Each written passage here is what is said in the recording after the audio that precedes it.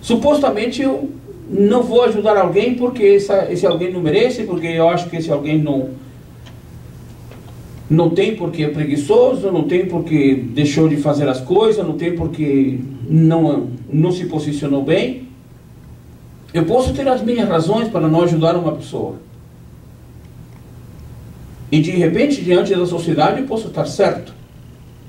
Mas diante de Deus, a Bíblia diz, quando alguém te pedir, quando alguém clamar, quando alguém chegar perto de você e solicitar e você não atender,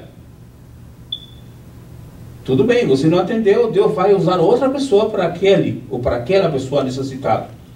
Mas quando você clamar a Deus, Deus não vai atender. É muito simples. Orar é fácil, porém não é trivial, ou seja, simples, sem sentido. A oração requer de certos requisitos. Em primeiro lugar, pedir de acordo com a vontade de Deus. Isso está em 1 João capítulo 5, verso 14. Se pedirmos alguma coisa de acordo à sua vontade, Ele fará. Às vezes a pessoa não está preparada para receber a bênção. Se o seu filho de 13 anos disse, me dá a chave do carro porque quero viajar, qual seria a sua resposta?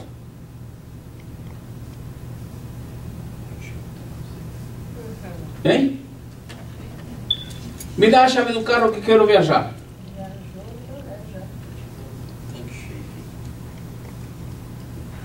O que você diria para seu filho, para sua filha? Por quê? De repente ele pode até saber dirigir, mas ainda não está preparado. Tem que ter uma estrutura, tem que ter fazer uma autoescola, tem que ter uma documentação, tem que estar credenciado para fazer isso. Não é verdade? Tem que haver uma estrutura. Muitas vezes pedimos coisas a Deus que nós ainda não estamos preparados. Temos a visão, temos o projeto, temos o desejo, temos a necessidade, mas ainda não é o tempo. Amém por isso. Eu preciso esperar o tempo certo para fazer. A mesma coisa é Deus quando pedimos algo que não está em nosso tempo. Se não está em nosso tempo, talvez Deus poderia até falar para nós, não meu filho, não minha filha, não chegou o seu tempo, não chegou a sua vez, não chegou a sua hora. Eu me lembro quando minha filha era pequena, aí um dia eu fui pregar numa outra igreja que não era a nossa igreja proibia tudo. Proibia as crianças brincarem com bola, porque era pecado. Proibia a gente ter televisão, porque era pecado. Proibia as crianças usar chinelos de dedo, porque era pecado. Proibia uma quantidade de coisas.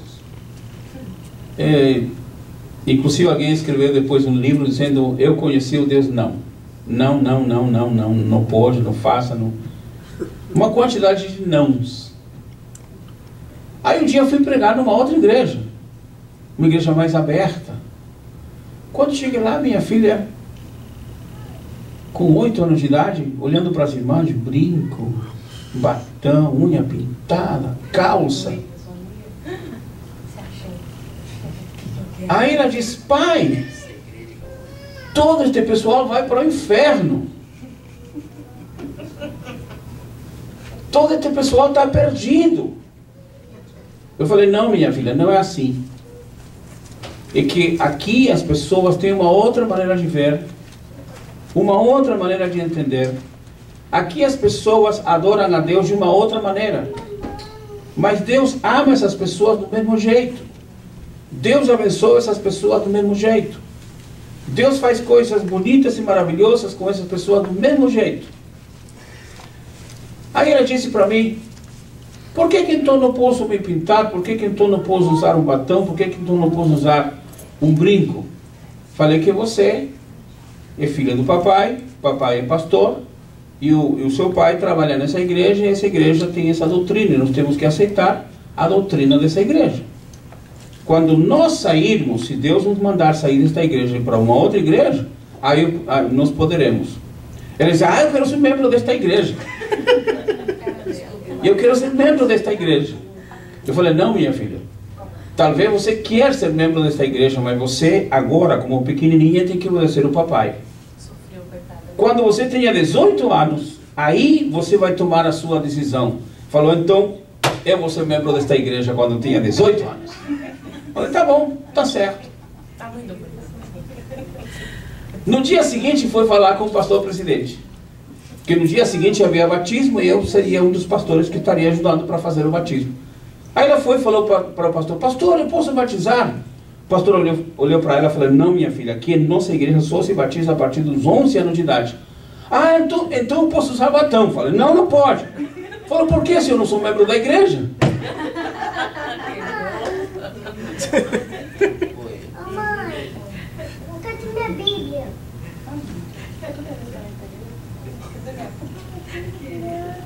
Se Moisés tivesse libertado o povo judeu no momento em que matou o egípcio, não teria sido aquela bênção que foi. Imagine. Imagine quando Moisés vai lá e mata o egípcio, porque sabia que Deus tinha um projeto na sua vida, porque sabia que Deus o havia escolhido para ser o libertador. Foi lá e matou o egípcio. Imagine se Deus tivesse permitido que Moisés fosse nesse momento o libertador. Quando Moisés descobre que uma pequena vara, que uma frágil vara, quando ele toca no mar, o mar se abre. Uma frágil vara, quando ele levanta a vara, acontecem os milagres. Quando ele toca as águas do rio, todas se transformam em sangue. Seria outra história. Porque Moisés saberia agora que tinha na sua mão uma vara que podia fazer muita coisa, fulminar, acabar, terminar. Mas aí então Deus permite que Moisés passe por um período de trabalho, provação. Um pequeno período de 40 anos. Para entender, para compreender, para aceitar, para ser trabalhado. Interessante que você foi trabalhar com seu sogro. Trabalhou 40 anos com seu sogro. Aí eu estava fazendo as contas e o João está trabalhando comigo não há muito tempo, então para 40 anos ainda tem algum tempinho a mais. E eu pensei, poxa, não deve ser fácil trabalhar com o sogro 40 anos. Dizendo sim, senhor, perfeitamente, obedecendo, trabalhando e às vezes não recebendo nada. Por isso que você saiu manso e humilde, trabalhado. Quando saiu dali, depois de 40 anos de provação e lixa, a Bíblia diz que Moisés era o homem mais manso na terra. É claro, 40 anos com o sogro. Não é meu caso, porque eu sou um sogro excelente, maravilhoso.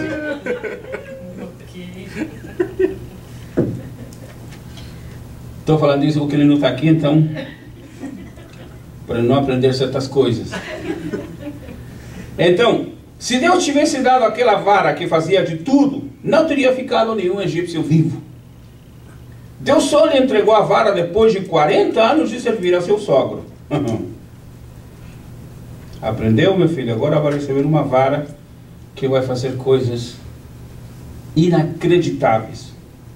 O Salmo 66, verso 18, disse: se eu tivesse guardado iniquidade no meu coração, o Senhor não me teria ouvido.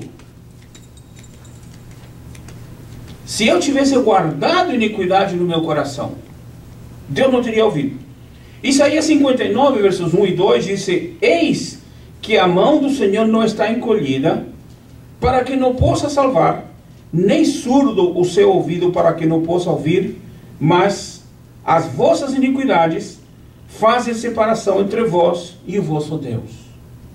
E os vossos pecados esconderam o seu rosto de vós, de modo que não vos ouça. O pecado, a iniquidade, a maldade, o ressentimento, a mágoa, o pensamento negativo, as más intenções, os maus pensamentos nos separam, nos distanciam de Deus.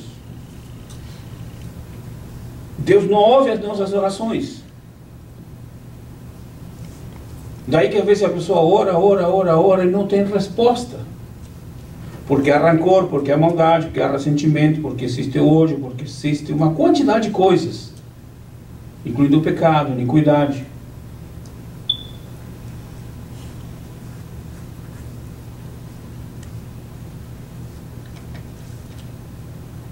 A falta de fé, como está escrito em Mateus capítulo 13, verso 58, e não fez ali muitos milagres, falando de Jesus, por causa da incredulidade deles. Você sabe que Jesus chegou na cidade natal para fazer milagres e não conseguiu fazer muitos milagres ali, por causa da incredulidade das pessoas. Muitas vezes nós impedimos a obra de Deus em nossa vida por causa da nossa própria incredulidade.